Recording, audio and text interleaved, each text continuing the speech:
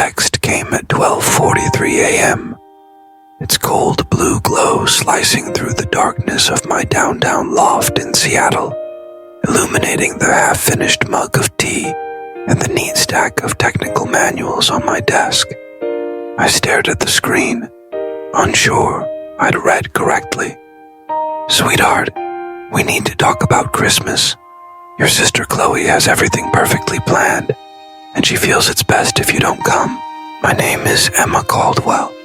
I'm 34 years old, and I had just received the coldest message imaginable from the parents whose mortgage I'd paid off 6 months ago." I froze, rereading the message as if the words might rearrange themselves into something sane, something less cruel. Another ping broke the silence. Chloe says, "Your presence might make things awkward. She's inviting some big names from her firm. Please understand." Of course Chloe had said that. My younger sister had always been the family star, the one whose chaos was forgiven, whose mistakes were reframed as learning experiences, whose needs always came first. Even when she quit law school halfway through, or racked up $60,000 on our parents' credit cards for so-called networking trips, they worshipped her. Meanwhile, I'd spent 15 years grinding in debt, living in jeans and thrifted coats, funneling every dollar into savings and investments, never asking for help. When Mom and Dad nearly lost their lakefront home, thanks to Chloe's debts and their own bad investments, guess who they called? Me. I wired $520,000 without blinking, emptying my brokerage account, selling the rental property I'd worked a decade to buy. I'd done it without hesitation. "We'll pay you back, Emma. You saved us." That's what they said, crying into my shoulder. "You're our rock." Now, half a year later, I was being disinvited from Christmas in the very house I'd saved, because Chloe wanted to play hostess for her colleagues. Another message chimed. Chloe's planned a sophisticated evening. She's really blossomed into such an elegant woman. Blossomed. The same woman who once called me a control freak for asking when she'd repay the $8,000 I lent her. The same sister who accused me of being stingy for refusing to co-sign her 4th car loan after she trashed the previous 3. They called it keeping the peace whenever I held Chloe accountable. When I spoke up about responsibility, I was nenge. I sat at my desk, my heart pounding, and opened the small safe mounted to the wall. Inside was a slim folder, one they didn't know existed.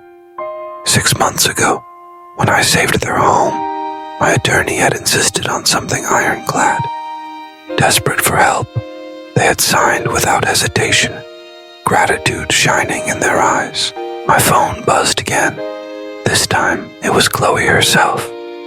"Hey sis, hope you understand about Christmas. My boss and his wife are coming and I really need to make a good impression. You can be intense sometimes." Then the follow-up, "But we can totally do lunch next week." Intense. Because at our last family dinner, I'd suggested she start paying our parents back instead of spending her salary on designer handbags. Because I'd mentioned that maybe her 3rd job hop in 2 years wasn't the best timing to buy another luxury SUV. I felt a strange calm settle over me. I opened my laptop, navigated to the family group chat, and typed a single word. "Okay." Then I called my lawyer. "Mark, sorry to wake you, but start the proceedings." "The house?" he asked. "Yes." "No, I don't want to wait until after the holidays." I could almost hear Chloe's voice in my head, laughing, calling me dramatic, telling Mom and Dad I was jealous of her success. But I wasn't being dramatic. I was done being the quiet one. After hanging up with Mark, I opened a folder on my desktop labeled evidence. Inside were months of screenshots, text threads, bank statements, photos, transfers from our parents' retirement fund to cover Chloe's temporary cash flow issues, withdrawals from their home equity line to float her failed ventures, credit card statements for five-star hotels, while Mom begged me to cover property taxes. My phone lit up again. Mom, this time.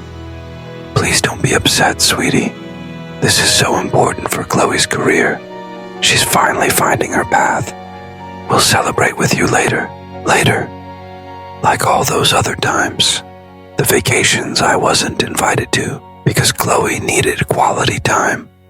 The Christmas mornings where my achievements were background noise to Chloe's latest scheme. Every time I'd been asked to shrink, to step aside, because Chloe needed the spotlight. But this year would be different because I had something they didn't know about. Something that would make the word consequences very real. I picked up my phone and texted Mark one last time. Send the papers first thing in the morning. And Mark, make sure they arrive during Chloe's perfect Christmas dinner. Then I opened another browser tab and booked a first-class ticket to the Maldives. Merry Christmas, Chloe. I'd always wanted to watch the Pacific shimmer at sunrise, and now felt like the perfect time to start putting myself first. Let Chloe have her flawless Christmas soiree. Something told me it wouldn't end quite the way she planned. Christmas morning arrived with a storm of notifications lighting up my phone. By then, I was already at SeaTac Airport, sipping an oat latte in the first-class lounge, feeling a lightness that was almost unfamiliar. What is this legal notice? Call us immediately. Yeah, Emma, you can't do this to us.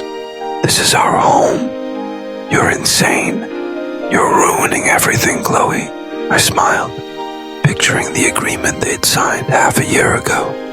The one that clearly stated they had 6 months to either purchase the house from me at market value or begin paying rent at the going rate. The notice they just received was a formal reminder of those terms, plus the clause they'd agreed to. Failure to comply would trigger immediate eviction proceedings. My phone rang. Chloe, her voice trembling. My boss and his wife will be here in 4 hours. How could you do this? Mom's sobbing. Dad's freaking out. Chloe, I said calmly, I'm surprised you care about the house. Didn't you brag at dinner last month that you were closing a massive deal that would make you set for life? That's different. You know how these things take time. Time? Yes, like the 3 years you've lived rent-free while I paid the mortgage. Or the time you maxed out their cards and never paid them back. That's not fair. I was building my brand. In the background, I could hear Mom clattering pans, probably stress cooking for Chloe's perfect party. Dad was yelling about calling their lawyer. The papers are clear, I said. 2 choices. Buy the house or pay rent. I've given you more than enough time. We can't afford either. Chloe's voice cracked into a screech. You could, I replied smoothly, if you sold your Tesla, your designer bags, and that Aspen timeshare you bought while our parents were on the brink of foreclosure. Silence, then a hiss. You've always been jealous of me just because Mom and Dad love me more. No, Chloe, I said softly, they don't love you more. They fear you more. The tantrums, the guilt trips, the control. That ends today. A boarding call echoed through the lounge. Listen, I have to go. My flight's boarding. If you want to see what happens when Chloe's perfect Christmas dinner turns into chaos and how my Maldives escape sets the stage for an even bigger twist, stay tuned. Here's what's going to happen. I kept my voice even, but there was steel there. You have until January 15th to either buy the house at market value or start paying rent. If not, you'll all need to find somewhere else to live. I paused, letting that sink in before adding the final blow. Oh, and Chloe, that trust fund you think you're getting from Grandma, you might want to check the terms again. She and I had a very enlightening conversation last week. I heard her sharp intake of breath. Our grandmother had always been the one person who saw through Chloe's act. And last week, I told her a